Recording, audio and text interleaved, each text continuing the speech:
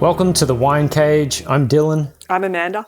And tonight we are drinking the Chapel Hill MV Shiraz from 2022 in the McLaren Vale.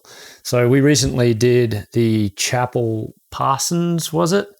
And although these Chapel Hill wines are sort of favourites of ours, well, reliable wines for us, that Parsons wasn't great. So we were interested to pick this up. It's sort of at a slightly different price point in that this one's still not expensive, but it's a $30 wine from Dan Murphy's.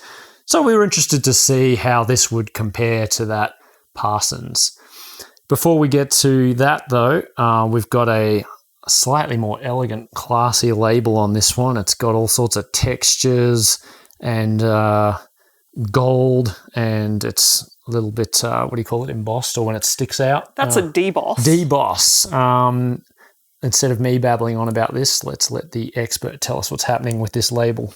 Well, like you said, we've drunk a lot of Chapel Hill wines before. They've all got similar spins on the same kind of design for the label. They're all sort of on the more sort of restrained end. They're quite minimal, they're quite classic looking, and they all feature something to do with the chapel, which we haven't been to this winery. I'd quite like to go if they're open to the public, but yeah, it obviously has a chapel, as they talk about that a lot on the back labels. But anyway, the chapel part is illustrated here with an outline of a stained glass window with the gold foil deboss M.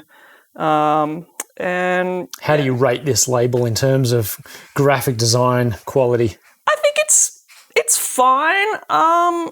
Like I said, it's very minimal. It's elegant, but it's not going to blow your mind. You won't be mad looking at this while you drink the wine. It's tasteful, but it's good. I do not want to be mad. It's nice. It's just kind of minimal and classy looking. Yeah. It's not super interesting to look at, but it's fine. Yeah, it does the job. It makes you feel like you're having a classy experience. So yeah, I rate it a pass. Okay. That's brutal. It's pass or fail in the world of graphic design, just so you know. Okay, right. I didn't understand that. It seemed like you were being pretty hard. No. Okay, there's not much to report from the description on the back, so let's get straight into having a look and a taste. So this is a Shiraz, and it's inky. It's inky, yeah. It's inky, very sort of deep magenta. It doesn't have the sort of earthy, sedimenty kind of look. So anyway, that's what it looks like. Let's see how it smells.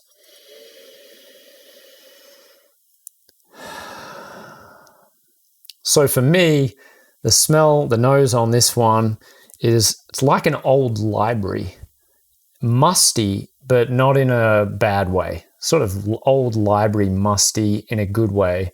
And I think what saves it for me is that it's got a hint of vanilla and a nice hint of a floral kind of smell that's sort of on the tail of that old library smell. So as far as wine goes, that's kind of pretty great. It's certainly what I enjoy in the smell of a red wine. Here's Wolfie come to give his opinion. Yeah, and just fill my glass with cat hairs. Yeah. All right, what do you think about the nose on this one? I think it smells great. I agree with your notes. I think it also has a sort of rich smell to it, I don't know, it's sort of deep, and I don't want to describe it as fruity because we generally don't like that in a wine, and I wouldn't necessarily say fruity is a good smell, but there's something sort of unctuous about it. Yes. Okay. That's where I'd put it. All right. Let's see how it tastes.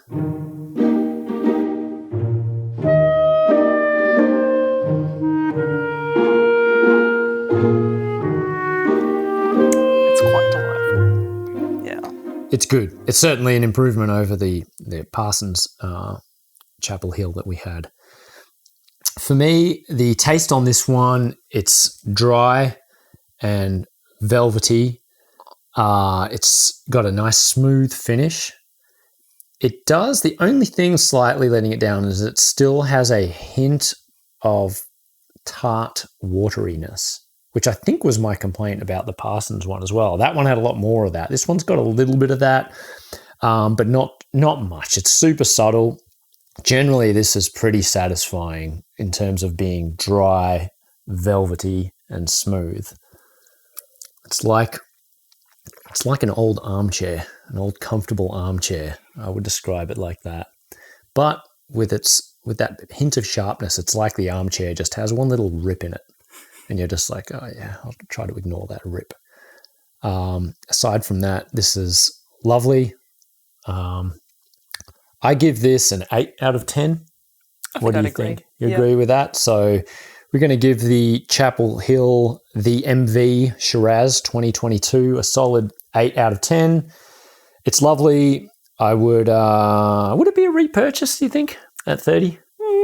That's a tough one. I definitely think it's one of the nicer Chapel Hill ones we've had before. This ticks a lot of my boxes. I find it sort of vanilla-y. It's got a little sort of chocolate cake kind of undertone to it, which I quite enjoy. It's a bit different from other Shirazes, isn't it? It doesn't have that... doesn't have the pepperiness that you might expect. Doesn't have the pepperiness, the sediment. It doesn't have any of that earthy stuff. It's more of a kind of rich and sort of powerful... I don't know. How do you describe it? Purple. It's very purple in the flavour. Very purple in the flavour, yeah. But to answer your question, I would be excited to drink this again. I'm not sure at the price bracket it's in that it would be the next one I'd buy. Because there are so many others in that price bracket that you can try, and many of them are very good. Exactly. I think for me, this would be one where if you saw it on special, I would pick it up again. If you'd never had it, I'd still recommend picking it up at 30. But I just think in that 20 to 30 range, if you experiment and look around, you can find some real gold in that range. And I'd be too curious about other ones to definitely pick this one up again. But anyway, don't want to make it sound like it's a negative review. We like this. It's great. Glad to drink it and would be happy to drink it again. So that's the Chapel Hill, the MV Shiraz 2022. This has been another Wine Cage, and we will see you on the next one. Cheers. Cheers. Cheers, Wolfie.